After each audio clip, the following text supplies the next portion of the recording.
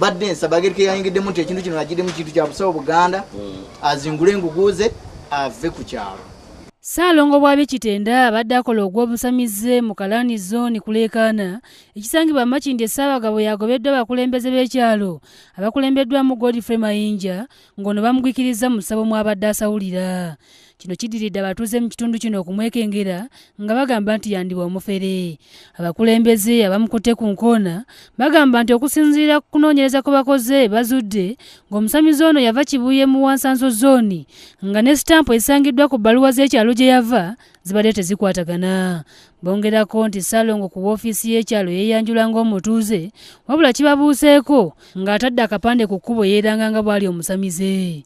Yakola ensobi okujja mu kitundu nga tamaze okumanya mulimu ogwo gumukoleze eki gumuleese. Yajja mu nkukutu era nga erose eteekwa okwewaliikirira kubanga kakati ekipande kyogera nti yava wala Bukunja ate ebbaluwa y'erose eyogera nti yava waki Wansanso. Kale ebintu ng'ebyo tutera nnyo okubirwanyisa okubanga tubimanyawo kubanga ffe twagala omusawo obojja nga security twagala n'ojja n'otugamba nti nva Makindye mu zooni gundi era nzaalibwa mu gundi. Omwami ono olwaleero agenda kusiba enguguze zonna.